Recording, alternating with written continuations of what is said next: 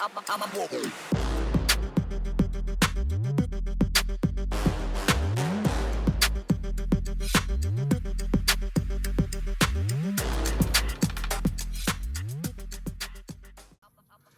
we're on the roll now. Hello and welcome to another edition of Who You Got Live. Now, I'm not live yet, but I'm about to be. I was trying to go live the other day and I had to do a 24-hour wait period. Matter of fact, tonight I'll try it and make sure that everything works so that this Friday I can do it, or Saturday, whichever one. I'm gonna have to see what's the best time. I'm gonna have to do it anyway a few times and see what's the best time to catch those that want to participate. So I got a few subjects. These are all going on one. This is not going to be no different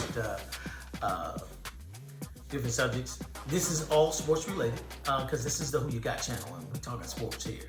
So only one or two types of sports right now, but I plan to expand on that. These live things are going to be a lot easier to make than, of course, those videos that we put out. So hopefully we gain some traction with this. If we don't gain no traction, we're going to do it anyway. That's what I was told. Do it anyway. It don't matter. You get your right niche, you get your right people, and you can roll with this. We can do a lot with it.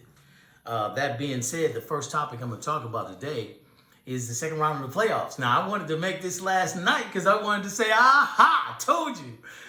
But what did I tell you? Because oh yeah, I picked the Eagles to beat the Commanders. I told you the fairy tale was over, and it wasn't because he ain't. He's this kid gonna be special. Here come another special one. The kid gonna be special. This game was, even though Philadelphia controlled that game from start to finish, this game it could have went either way. They were a score or two away from taking this game over. Now, who was I for? I didn't care. It's the NFC East. Either way, I feel like I don't win, but I don't lose. You know what I mean? It's the NFC East. I told you the NFC East got the most Super Bowls in the league. That said, Jaden Daniels is a special one, and as long as that coaching staff and all those guys stick together, which I think they just lost their defensive coordinator or offensive coordinator. One of the coordinators just went to Chicago, I think, and I think he threw his staff under the bus. Oh no, that was Detroit's. Okay, all right. So if they stay together next season, Dallas ain't got a shot. I'm gonna get into that too. Matter of fact, I should have put that down here because, I'm gonna get into that. I didn't even write that down. But here, so Jaden Daniels is special, and they lost that game. I knew they were gonna lose that game because he's played in the championship in college football. He's got the Heisman Trophy, but that ain't nothing like the championship of the conference championship of the NFC in the NFL. So I knew that the lights, it didn't get him. He still played good ball, but he's got a whole team he's got to work with. So he's got to know how to drive those guys to their best during that time, the hottest moment. So that being said, that's that. And I also wanted to say, can we take a minute and just appreciate the storyline coming out of the NFC? First, you got this rookie that's come out and just showed up everybody. He's going to be, he's going to be the talk of the town. Well, he is already, right? And he's not making a lot of mistakes. He's going to be that guy. If nothing happens, if everything goes well, he's going to be that guy. His mom came out and said one of the rules she had for him, no girls. I love that. That's why he's special, because he don't have distractions. Say what you want. But if you got a kid, I don't care if it's a girl or a boy, whichever one it is, keep her away from that opposite sex and she or he'll be successful. Let them play around and life gonna happen to them. And then all that'll be a distant memory. So, that said, the other story coming out of the NFC is Saquon Barkley. 1 year removed from the Giants where he played, 3-4 seasons? And you almost didn't even hear about it. Now, he was at the precipice of breaking Eric Dickerson's 40-year-old single-season rushing record. And since he's been in the playoffs, the dude don't get less than 200 yards. I mean, this is crazy. This running game the Eagles got now is special. Now, I will drop a little nugget here. I see something I don't know if anybody else is seeing. I don't want to throw shade on the brother, but I remember one time when I was playing in football, we had a running quarterback. And no, we were playing against a team with a running quarterback. He was my friend. We were all from the same neighborhood. And we were playing against him, and I know him. He'll hand it off. He'll throw it. But when you get inside that 10 or that 15, he is not giving that ball up. He's going to run a quarterback keeper, quarterback sneak. He doesn't care. Now, here's what I'll say about that. Without throwing shade, because I like the guy. But I think if a running back gets you downfield because he's making all those moves, don't run the ball in. Give it to him. If he gets stopped, then you run it in. Now, I saw the highlights, and there may have been plays in between that didn't work, and then he did it. But I don't think so, and I don't know that. But I think that when you do it like that, you're taking away from a teammate who is putting you on. Look, the man is running crazy, right? I know you want some shine. You already getting it. You're the quarterback. A quarterback never needs to score a touchdown if he don't want to, because he's either handing off for one or he's throwing for one. The ball cannot get to any other player on the field unless it goes through the quarterback. Well, they can do a direct snap, but you know what I'm saying, right? The quarterback is responsible. So you don't need that quarterback sneak. You don't need that quarterback keeper when you got a Saquon Barkley back there. And then you got 2 wide receivers, 3. And you got a tight end and 2 wide receivers that tops in the NFL. You don't need to keep that. So I don't mean to throw shade because I think he's a great quarterback. I think he's going to be great. But that, to me, looked like something different. I didn't say what I think it is. But I'm just saying that doesn't look right to me. You got this running back that in the snow, he broke a 72-yarder. You don't need to run it. You don't need to. You needed to run it when you didn't have a Saquon. You don't need to run it now. And you can still run it. But see if you can run quarterback keepers from the 20 on your end and see if you can get down there to the end zone. Yeah, probably not. More than likely not. So don't let guys get you all the way down inside the 10 and then take it yourself. That, to me, yeah, sorry, but that's a no-no. You don't do that. And they should say something to him about it. You know, the coach might have did this, but think about how Mike Ditka feels right to this day, all the way through.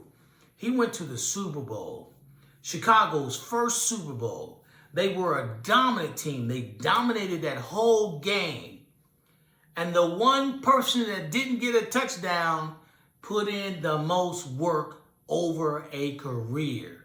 The #1 running back in history.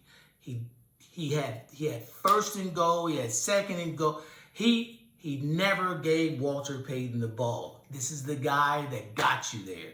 This is the guy that was the mainstay. He was the guy that when you didn't have anything else, you had him. And you didn't even give him a touchdown. You didn't even give him a gimme. I would have, if I had forgot and we're at the end of the game, I would have got that ball down by the goal line and I would have had him score a touchdown with 13 seconds left on the clock and we up by 40. That's what I would have done. I still would have gotten him the ball. You cannot forget the guys that get you there. Saquon Barkley is getting you 80 yards downfield. Don't cheat him in that last 15. Let him eat. There's going to be times when they pile up and get ready for him and they stop him. When that happens, you keep it. But don't go getting inside the 15 and then taking off. Yeah, no. I don't like that kind of play. And I don't think he's a bad guy. Hurts, I don't think he's a bad guy at all. I just think that I'm not going to sit here and say he don't know what he's doing because I can't speak for him like that. I ain't going to say he knows what he's doing. Looks a little obvious to me, but I just had to say something about that. I think that when you talk about sportsmanship, these are the kind of things that great quarterbacks do. They say, okay, he's getting us downfield. Until they stop him, I'm going to keep feeding him. And then when they keep looking at him and they go to stop him, then I'm going to take off. And that may have been what Hurts did. Because I looked at the highlights. I didn't watch the actual game. But I saw 2 touchdowns, and I saw some in a couple of playoff games where they got down inside the 10, and then that's when he took off. They always run that keeper, the tush push. Don't nobody need a tush push when you got Barkley. You don't. You really don't. Now, some teams are going to prepare for that. Like you playing Kansas City. And that coach over there is different. Now, he might prepare for that tush push. You might get your butt in trouble with that tush push. You better learn how to get it to the man and the men who can get you in there. But if you want to win that game, yeah, you better think differently. I'm just saying, because otherwise Kansas City going to beat you. And they beat you before, they're going to do it again. If you don't figure out, here's how I keep my team happy and here's how we score. Otherwise, you'll get beat. Because that's kind of selfish. I'm just saying. But Saquon is the other story that I was talking about, who come in the league and come into Philadelphia, and he has lit it up. Look, he was going to break Dickerson's record, but he had 1 extra game to do it. Next year, I wouldn't be surprised if he goes for that record before game 16 so that he can get it. Because once he gets to game 16, they can't stop him. They got to let him go. They got to let him do it. Game 17, they need him for the playoffs. Game 16, you fighting for home field advantage. You need him, and he going to get you 200. So those 2 stories is awesome. So I'm glad that we're getting a chance to witness that. The next thing is... I'm going to switch over to basketball for a second, the NBA in particular. I haven't done a lot with college basketball. I plan to because, I can't pick pro basketball. Everyone I pick will probably lose. But college basketball, I don't miss. But I digress. So this thing going on with Miami Heat and Jordan's other illegitimate son, Jimmy Butler. So, and that's not a joke. That is his son. Yeah. So, I just want to touch on it for a minute because I know I have takes that other people may not have. Matter of fact, I can almost guarantee they don't have it. I look around to see if anybody's saying anything about it before I do. Because I'm seeing it, but I'm going to see if anybody else is going to say this. Occasionally it does happen, but for the most part it doesn't.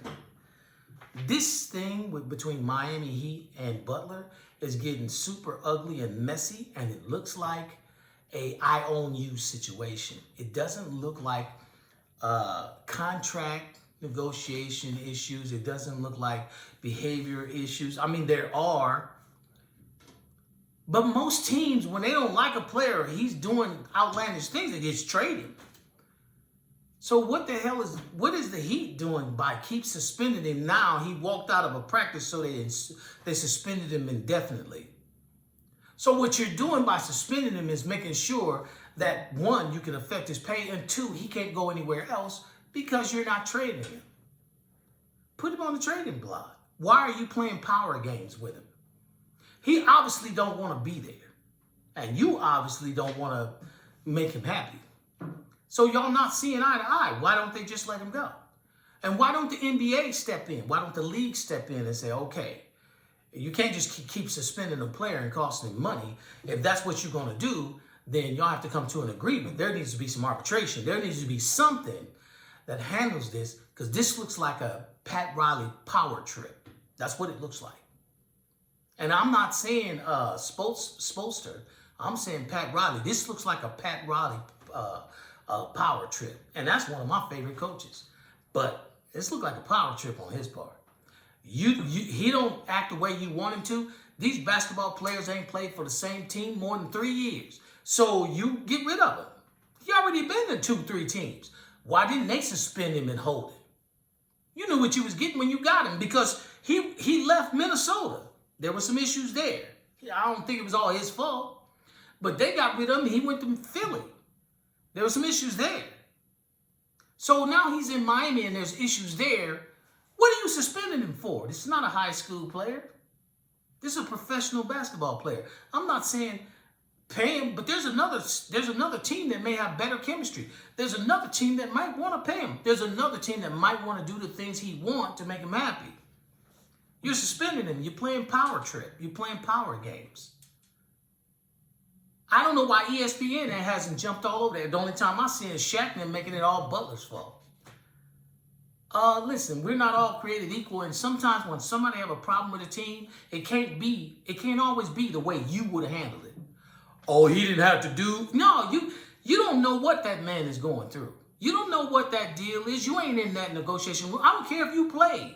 You still Shaq and Barkley and Kenny. You don't know what's going on with Butler. You don't know what's going on in his personal life. You don't know how that coach is talking to him. You don't know. And I don't know. That's why I say, why are they holding it? I'm looking at it from the standpoint, we don't know what's going on. But I'm not going to sit here and just assume he's just off and he's just doing shit for nothing. Somebody's triggered it. You know, where there's smoke, there's fire.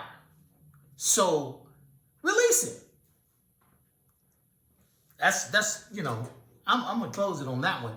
But I've been watching this for a while. And I keep seeing them suspend him. And now I'm like, okay, what is this crap? Every other player that they didn't like the way he acted, they just shipped him. But this one, for some reason, is just suspensions. I don't think you can suspend a player that wants to be there. You can suspend him. It's going to hurt him because he don't get to play and he wants to stay on the team. But this is clearly a player who don't want to be there. So why are you suspending him? You could get draft picks. You could be in the playoffs. Butler ain't the greatest player in the league. He's just one good player. There's a lot of teams that would trade for Butler and probably give you either some draft picks or give you some players or both. So, yeah, I think the NBA needs to step in. There needs to be some arbitration because this is a power trip. Now, if they're suspending him and he's getting his money, okay, fine. He's still getting paid. But if he's not getting his money, then you're holding him. You're not paying him, and you're not trading him. I don't know who his agent is, but it sounds like to me the agent was caught sleeping because there should have been some kind of verbiage in his contract that stated the two teams don't get along. They can, you know, I don't know if he has a no trade clause, but that doesn't mean you can't leave. If they can't trade him, if he has a no trade clause, he still can leave. In which case, I would say then, Butler, what the hell are you doing still there? Ask out. Sit out until they release you. I don't know. But that's just my take on that. You know, this is who you got. So I'm on here with some subjects. I should be talking about some of the videos that has come out and what we're working on. And I will talk about those things, but I wanted to cover some sports because I'm not doing that on the other channel right now. I'm going to do this.